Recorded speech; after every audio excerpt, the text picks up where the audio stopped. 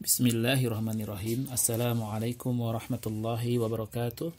Alhamdulillahi rabbil alamin. Hamdan katsiran tayyiban mubarakan fi kama yuhibbu rabbuna wa yarda. Asyhadu an la ilaha illallah wahdahu la syarikalah wa asyhadu anna Muhammadan abduhu wa rasuluhu, amma ba'd. Para santri kelas Munada yang semoga Allah Ta'ala muliakan, insyaallah kita lanjutkan pelajaran Al-Muyassar fi Ilmin Nahwi, yang mana kita akan membahas tentang pembahasan yang berikutnya setelah kita mengenal tentang isim-isim yang mu'rab pada pelajaran-pelajaran sebelumnya. Di pelajaran yang sekarang kita akan dikenalkan dengan istilah al-i'rabu wal bina'u.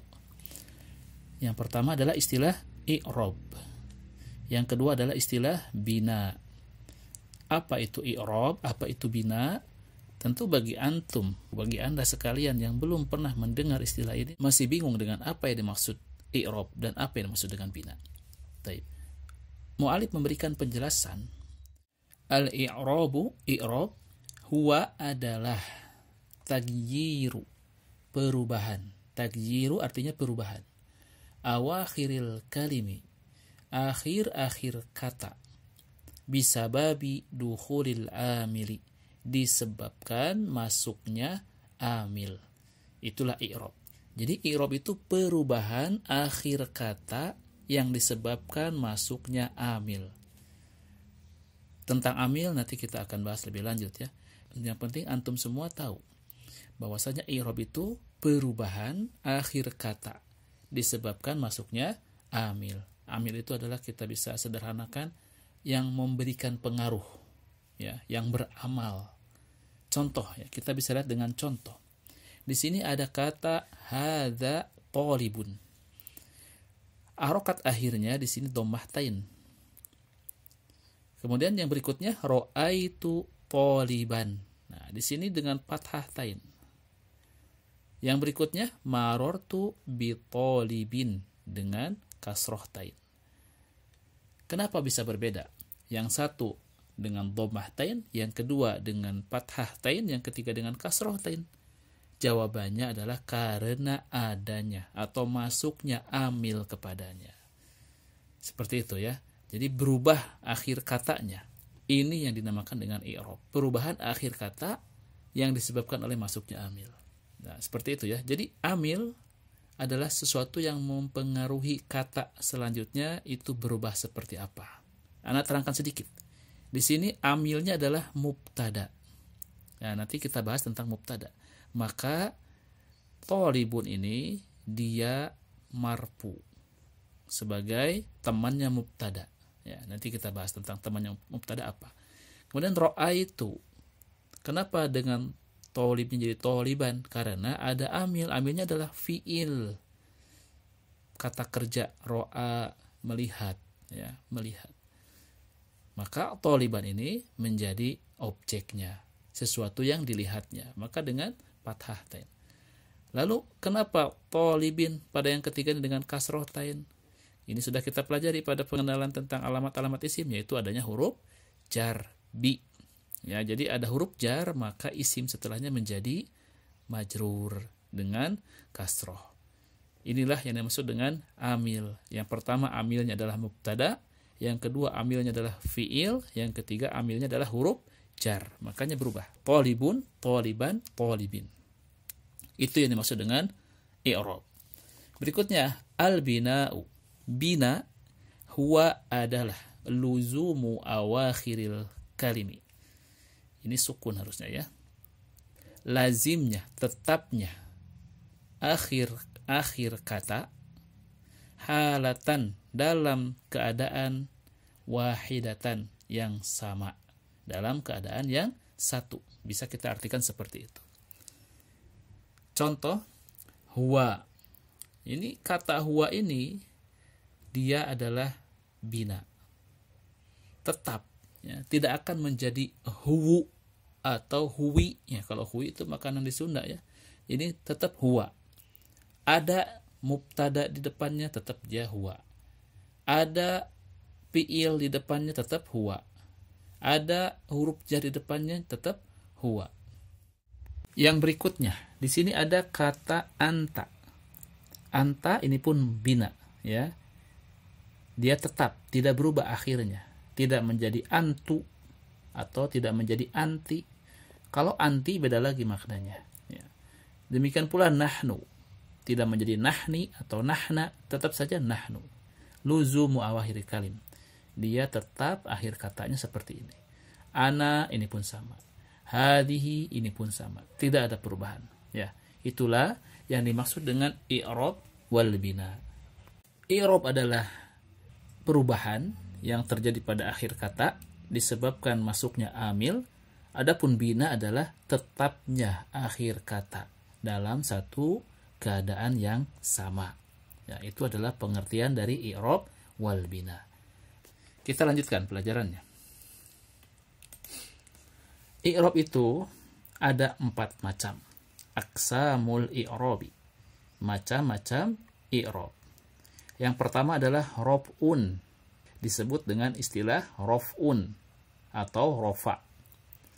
Kemudian contohnya di sini ada baitun, rojulun, kitabun. Raf'un atau rofa, tanda utamanya adalah dhammah. Makanya semuanya di sini adalah harokat akhirnya dhammah. Baitun, rojulun, kitabun, semuanya berakhiran dhammah. Jenis i'rab yang berikutnya adalah nasbun atau nasab. Tanda utama untuk i'rab nasab adalah fathah. Maka di sini contohnya pun baitan, rojulan, kitaban, semuanya berakhiran fathah. I'rab berikutnya yang ketiga adalah khafdhun atau jar.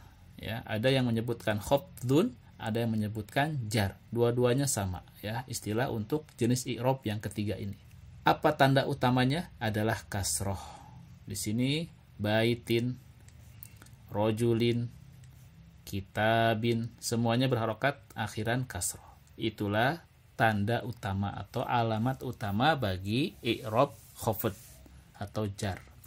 Yang terakhir ada i'rab jenisnya adalah jazmun atau jazm. Tanda utama untuk i'rab jazm adalah sukun. Makanya contoh-contohnya pun berakhiran sukun. Lam yaktub, liyaskut, la tajlis. Nah, itu adalah 4 jenis i'rab. Rofa, nasab, khafd atau jar, dan terakhir jazm. Ya. Alamat rofa yang utama adalah dhammah, alamat nasab yang utama adalah fathah, alamat khafd atau jar yang utama adalah kasroh, dan alamat jazm yang utamanya adalah sukun. Lalu di sini ada pembagian lebih lanjut dari jenis-jenis i'rab ini. Falil asma'i, bagi isim-isim. Nah, kita sudah berkenalan dengan jenis kata isim. Ya. Bagi isim-isim, di antara rofa, nasab, jar atau jazm yang termasuk bagian-bagian i'rab itu hanya kebagian 3 jenis saja untuk isim ya. Yang pertama adalah ar-raf'u, rofa. Yang kedua an-nasbu, nasab. Yang ketiga al-khafdu atau jar. Ini adalah bagian i'rab untuk isim, hanya 3, rofa, nasab, jar atau khafd. Adapun jazm ini tidak akan didapati isim yang i'rabnya jazm. Ya, tidak akan. Kemudian walil af'ali, dan bagi fiil-fiil. Dari keempat jenis i'rab tersebut hanya kebagian 3 juga. Yang pertama adalah ar-raf'u, rofa. Yang kedua wan nasbu, nasab. Yang ketiga wal jazmu, jazm. Ya, 3 saja. Rofa, nasab, jazm. Wala khafdha fiha, dan tidak ada i'rab khafd atau i'rab jar untuk fiil-fiil. Ya. Itu adalah pembagian dari kekhususan i'rab bagi isim-isim dan fiil-fiil. Bagi isim 3, rofa, nasab, khafd atau jar. Tidak ada jazm bagi isim. Dan bagi fiil hanya 3 pula. Rofa, nasab, jazm. Tidak ada khafd bagi. Kita akan lanjutkan sedikit lagi. Al-ismu, isim. Isim itu terbagi 2 dalam segi dia i'rab atau mabdinya.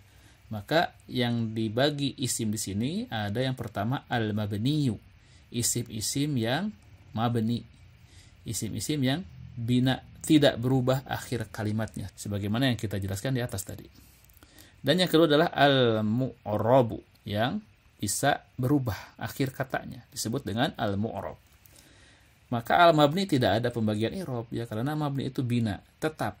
Adapun yang mu'rab itu dibagi menjadi 3 keadaan. Ada yang marfu, marfu itu artinya diropakkan. Ada yang mansub, artinya dinasobkan. Ada yang majrur, ada yang dijarkan. Ya, 3 saja. Sebagaimana tadi pembagian i'rab untuk isim hanya 3, ropa, nasob, jar. Alamatnya sebagaimana kita jelaskan tadi di atas. Marfu alamat utamanya dhammah. Dhammah. Nasob alamat utamanya fathah. Ini pun fathah. Majrur alamat utamanya kasroh. Ini pun kasroh, ya. Itulah tentang penjelasan i'rab dan pembagian isim dengan kategori dia bisa berubah akhir katanya atau tidak berubah. Berikutnya, al-mabni adalah ma la yataghayyar. Apa yang tidak berubah, akhiruhu, akhirnya, bisa babi dukhulil amili, disebabkan masuknya amil. Jadi walaupun ada amil masuk ke dalam kalimat tersebut, kata tersebut tidak berubah. Dia tetap mabni, tidak berubah akhir katanya. Contohnya di sini darasa hadza. Hadza tetap hadza. Ra'aitu hadza, ini pun tidak berubah ya, tetap hadza. Marartu bi hadza. Walaupun ada huruf jar bi, hadza itu tetap tidak berubah. Hadza saja, tidak menjadi hadzi. Kemudian al-mu'rab, ya, yang dimaksud dengan mu'rab adalah ma taghayyar akhiruhu bisababi dukhulil amili. Apa yang keadaan akhirnya berubah disebabkan masuknya amil.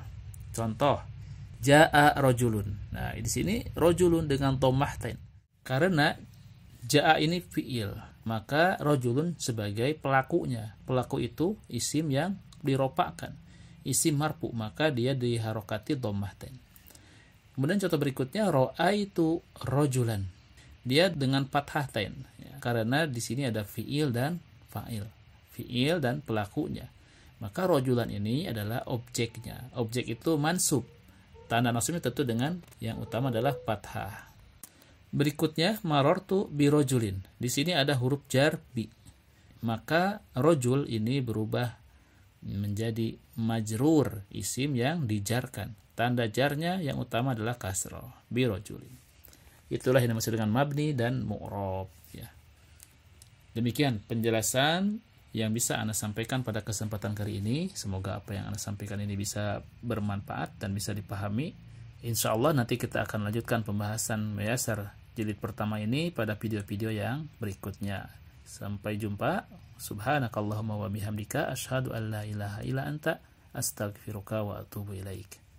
Wassalamualaikum warahmatullahi wabarakatuh.